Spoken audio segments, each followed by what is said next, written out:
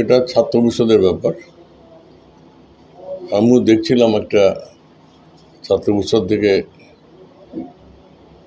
ওর সাসপেনশনের ব্যাপারে একটা নোটিশ বার করেছে আর অর্ডার। এটা হচ্ছে ছাত্র পরিষদের একটা আলাদা উইংস। ছাত্র পরিষদের প্রেসিডেন্ট অল বেঙ্গল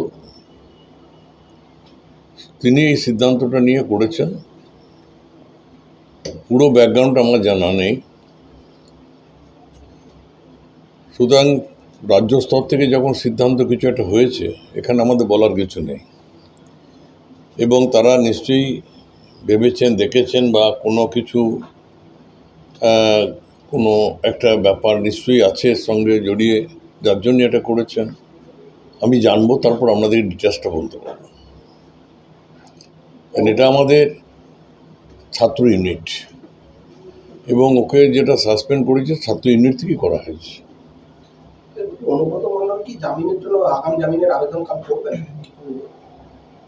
এই ব্যাপারটা তো আমি বলতে পারবো না, কারণ এটা আমার জানা নেই, এবং সেটা জানা থাকলে এবং জানতে পারলে নিশ্চয়ই আপনাদের সামনে আমি পেশ করব। বিক্রমজিৎ সাহেবের একটা ভিডিও ভাইরাল হয়েছে যেখানে দেখা যাচ্ছে উনিও বোলপুরে থানার আইসিকে রীতিমতো অশ্লীল ভাষায় কথা বলছেন। আমি আপনাদের পরিষ্কার ভাষায় বলি, এটা ছাত্র ইউনিটের ব্যাপার। সেখানে রাজ্য টিএমসিপি সভাপতি সিদ্ধান্ত নিয়েছেন, এবং সেই ব্যাপারটা